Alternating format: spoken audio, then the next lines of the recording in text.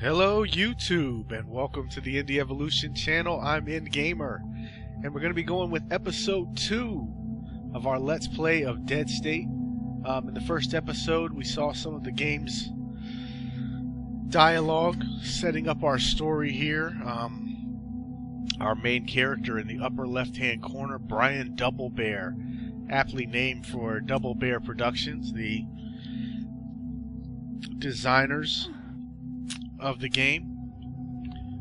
He was in a terrible plane crash in central Texas and found himself with a group of survivors in the basement of a schoolhouse. Currently the schoolhouse is only semi-secure, as there are portions of a fence that are in disrepair. The fence was being installed when the virus outbroke. So we are now headed to a local hardware store to try to pick up some supplies to repair that fence. And there might be the minor problem of the undead. In case I failed to mention it, you know, the Dead State is a very early post-apocalyptic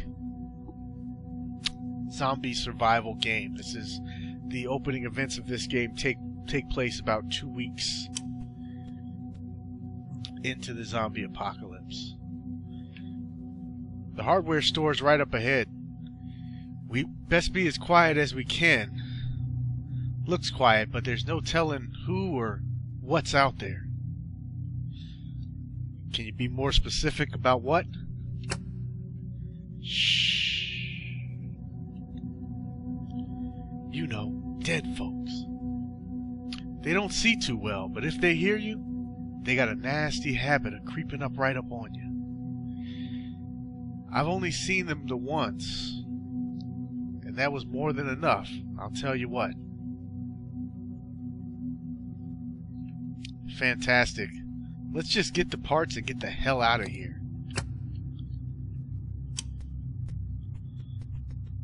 And of course this is point and click style movement. I'm just moving my character along. There's one over there. If we have to take it out, just smash its head in. Quietly.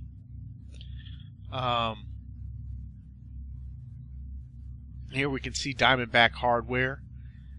In this game there is kind of a fog of war, so to speak.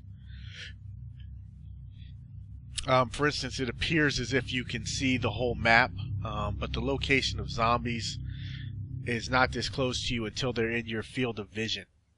And more importantly, bandits, looters, and other human beings trying to scavenge some of the same areas that you're trying to scavenge are actually much more dangerous than the zombies themselves. The zombies present more of an obstacle. The other human characters are actually the OSHIT moments when you're more in danger. Unless you draw a pack of zombies, you're not really in that bad a shape. And we'll just walk up behind him here, and this should initiate the combat. Bam! Alright, well, grand opening, grand closing there. One shot kill. Always nice when that happens. And we'll loot an arrow from the corpse.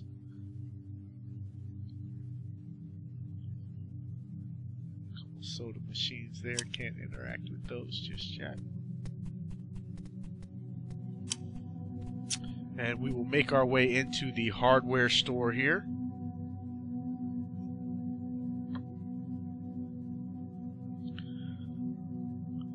Graphically, I think they did a pretty good job for this kind of game. You know, you can get the feel of where you are visually. You know, you can see that this is a place that has been obviously ransacked prior to us coming here, which is what you would expect. We're just kind of trying to salvage what little might be left, if anything. And I can see another undead here. We'll send in Officer Joel to take care of this guy. Oh, Officer Joel, not thought Officer Joel would get the drop on him. Apparently not. As I mentioned in the last video, for any of you guys who did check out my skills synopsis video where I went over each skill in detail, this is a turn-based combat game. So even though I sent Joel in first, it doesn't necessarily mean he'll get to attack first. There is going to be an initiative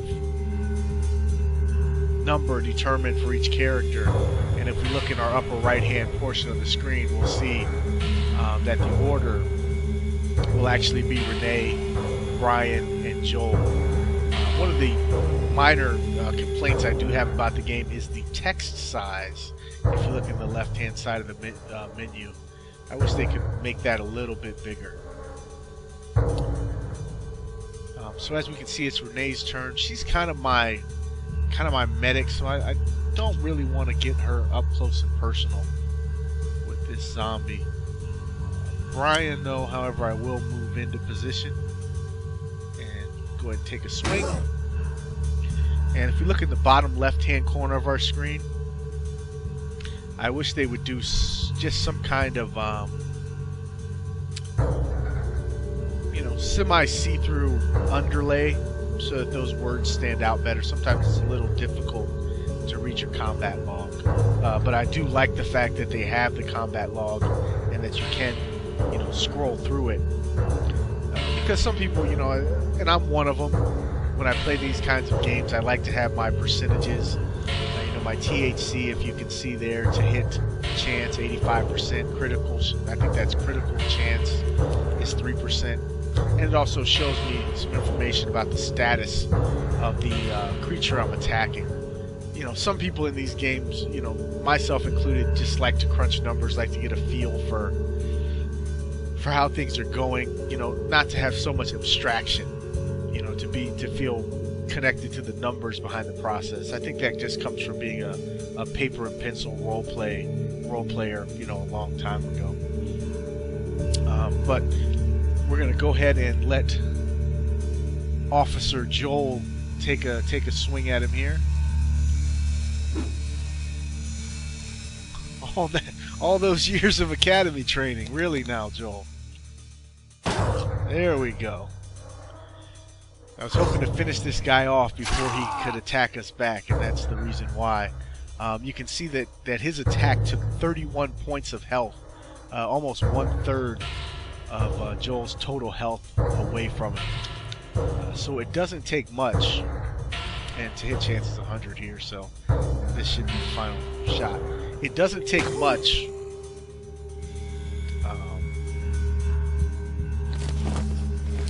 to get killed in this game.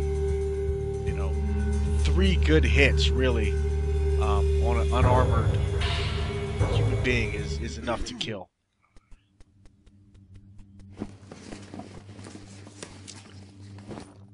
Okay, so we get a toolbox that's used to construction and upgrades of certain things in our shelter. Toilet paper, that's going to promote morale, guys. You're going to be the hero of the post-apocalyptic world. You get a couple rolls of the good stuff. Bring that back to camp. So we're going to go ahead and take all of that. That all looks pretty valuable. More parts. Pipe wrench, not really much of a weapon. The claw hammer, not really much of a weapon, but we'll go ahead and take those for now.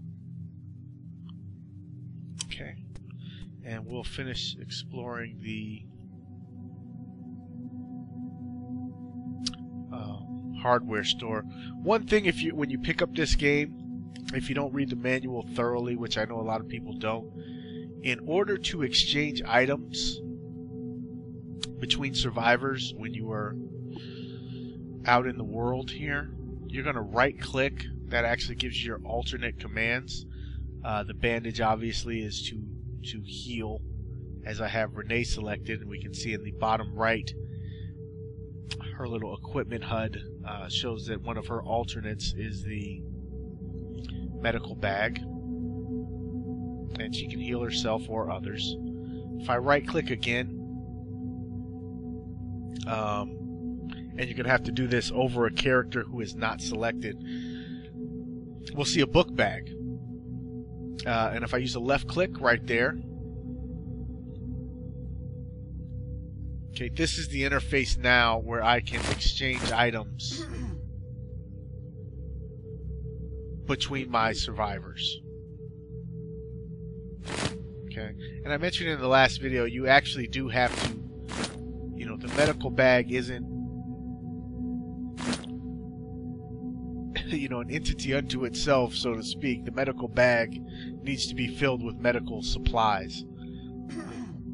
So as you can see, you know, Joel's bag, Brian's bag here is empty. He really can't do anything for anyone medically. Renee does have items in her bag, so we can come over and kind of share some of these items.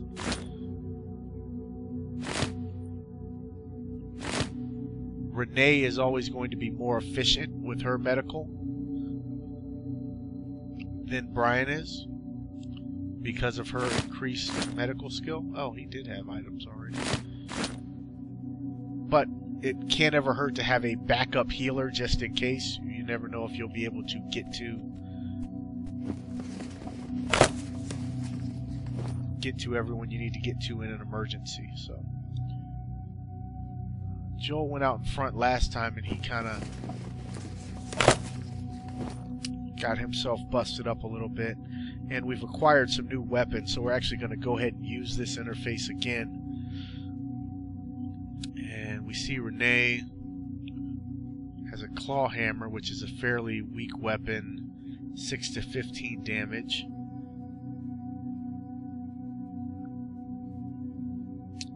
Crowbar with 12 to 20. The only thing that I don't like about this, when they show you the statistics of the weapons, it does not tell you how many action points are required to utilize the weapon. So for instance, you know, I just happen to know that this claw hammer is, yes, it's 6 to 15 damage, yes, it's one range, yes, it uses one hand, yes, it makes only 2 noise when you use it. Maybe the weight is actually the influencing factor here. Actually, I think I'll keep an eye on that to see if that's actually the case. But this claw hammer uses 3 APs per swing, whereas this crowbar, yes, it does 5 more damage, but it does require 1 extra AP per swing. So that's just, you know, it might be to your advantage to kind of have loaded up 1 quick swing weapon and one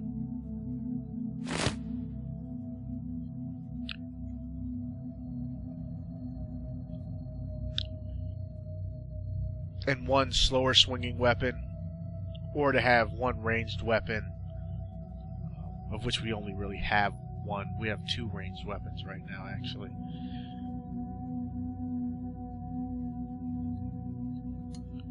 And while we are standing here, let's just go ahead and reload that.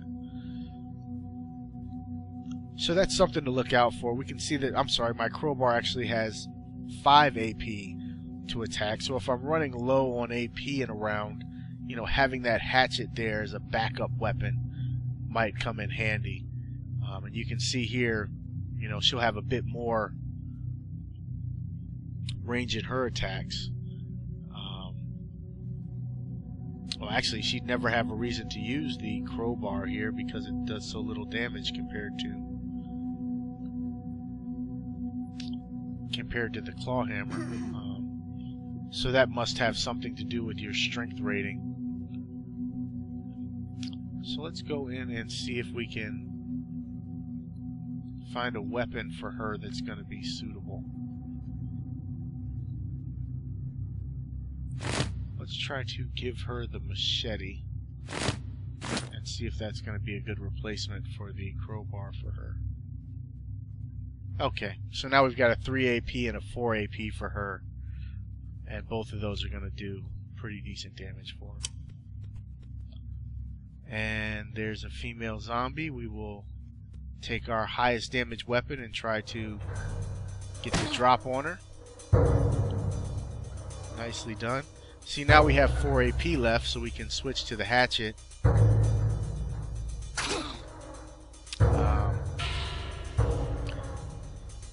For the sake of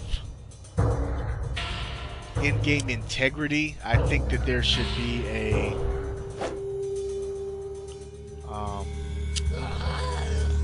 I keep wanting to keep her out of combat, but it keeps costing me. Well, it keeps costing Joel. Apparently the undead are not big fans of the splendid police department. And down she goes. And no loot to be had there. For the sake of the integrity of the game, I don't know, maybe this represents that one weapon is in one hand and one weapon is in the other. Shit. And that's why you can use either one without spending any action points. Oh, that's bad. Also, I would like an option that would allow me to instantly jump into combat. Like, I could see that zombie there, and I kept clicking on it, but I had the character in the back here selected. And I just had to allow the zombie to walk right up to me because I couldn't switch characters in time. To quick switch characters, you should use the tab key, which is what I neglected to do. So we'll go with our 5 AP weapon, swing and a miss. We'll then switch to our 4 AP weapon and get a strike there. So try to avoid using guns. We don't want a lot of unwanted attention here. Wow. You know, I'm starting to question whether this Joel is a real officer or whether he's just got the uniform here. He's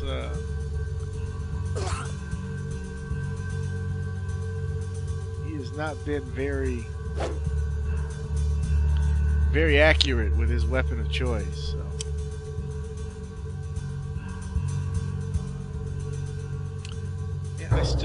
I just don't like the idea of bringing my medic into combat.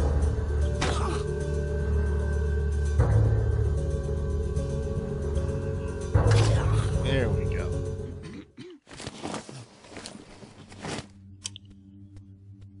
Okay.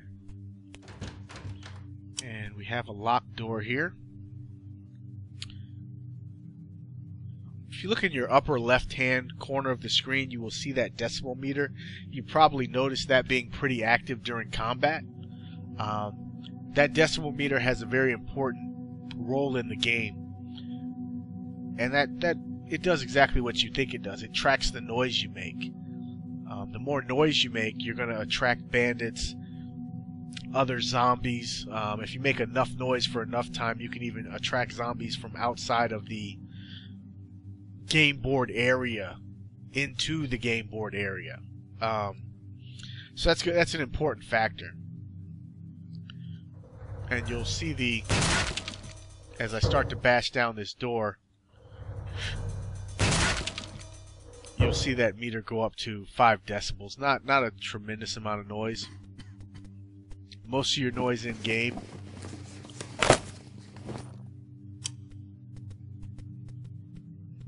is actually going to come from the use of firearms. Wow, 28 to 50 damage.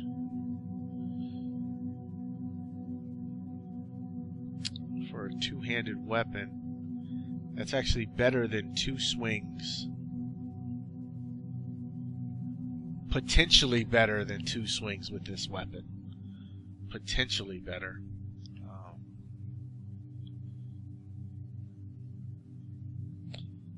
Not sure if we're going to use that yet or not, but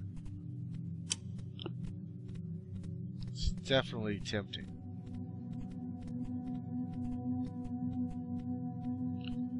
For now, I like the idea of keeping my weapons light and keeping my options open. so that in any situation, regardless of my action points,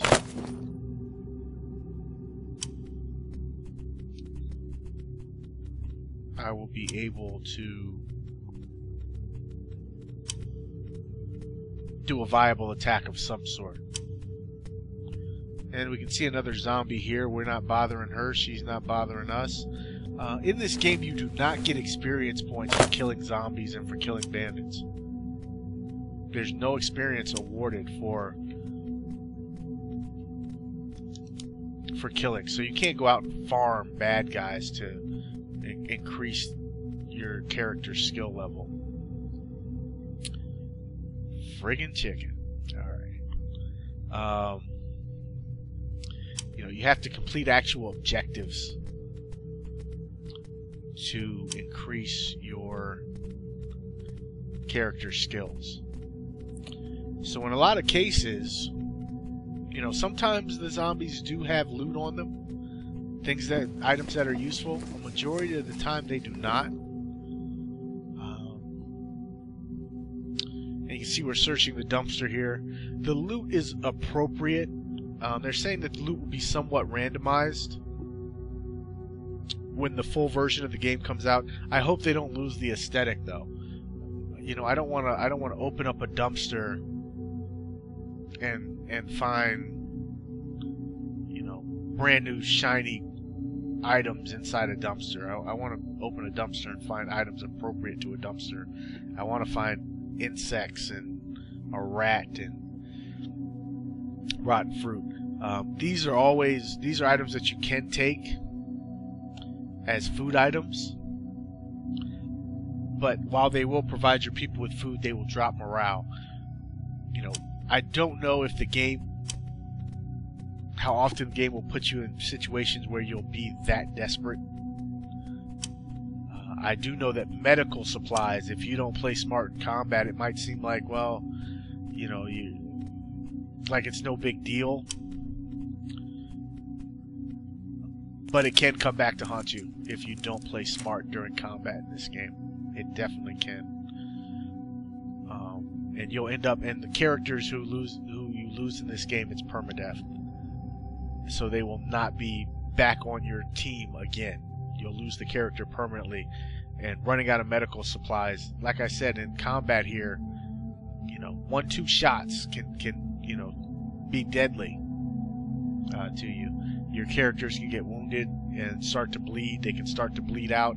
If you don't have medical supplies, you can really be in bad shape. And right now we're coming up to the back door of the Burger Bar Diner. Alright guys, that is going to be it for this episode. Don't forget to click the link in the bottom right corner, take you straight to episode 3. I'm trying to keep these around 20-25 minutes apiece. I don't want to let them run on too long.